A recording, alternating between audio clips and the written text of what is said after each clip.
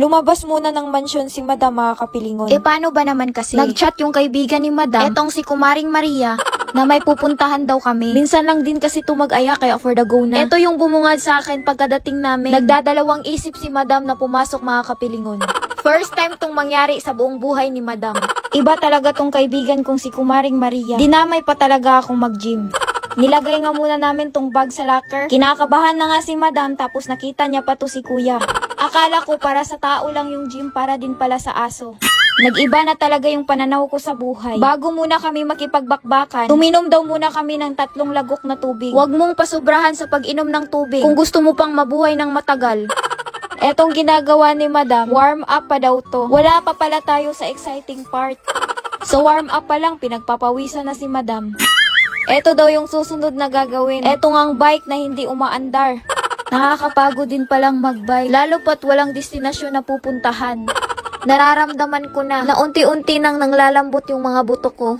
Sinabihan na nga kami sa coach namin kung ano yung susunod naming gagawin. Kailangan na nga daw naming magbuhat ng dumbbell. Parang papunta na ata kami sa exciting part.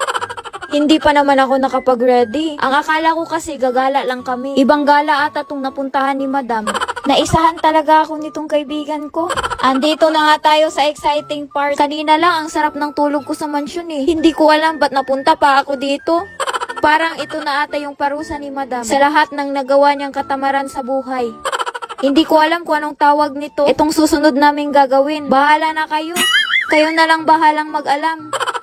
Natawa na lang talaga to si Kuya sa pinagagawa ni Madam. Paano ba naman kasi, Madam? Mali-mali naman yung pinagagawa mo. Ito talaga ang mangyayari kapag wala kang exercise na ginagawa sa buhay mo. Hindi ko na mabilang ang pawis na tumutulo sa katawan ko. Akala ko hanggang dun na lang. Meron pa pala. Parang wala na ata tong katapusan. Pagkatapos talaga nito, ewan ko na lang kung makakalakad pa ba ng maayos si Madam.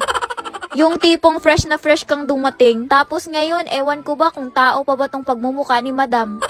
Napaka-supportive talaga tong kaibigan ko. Isipin nyo, dinamay pa talaga ako mag-gym. Hindi ko na nararamdaman yung katawan ko dito. Dito lang talaga nauubos yung powers ni Madam. Tapos ang kulit-kulit pa nitong kumari kong si Maria.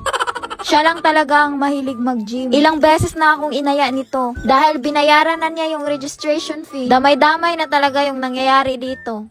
Dahil andito na nga din naman tayo, lubos-lubusin na lang natin to. Parang ang yabang-yabang na ni Madam nito. Sa mansyon, hindi nga yan nagbubuhat ng mabibigat. Pagkasama ko tong si Kumaring Maria, puro kalukuhan na lang talaga yung pinagagawa namin. Wala na ata kaming tamang ginawa. Eto na yung last na bakbakang ginawa namin dito sa gym. Pagkatapos, eto na yung sitwasyong nangyayari kay Madam. Nanginginig yung tuhod ko, mga kapilingon. Ganito daw kasi kapag first time.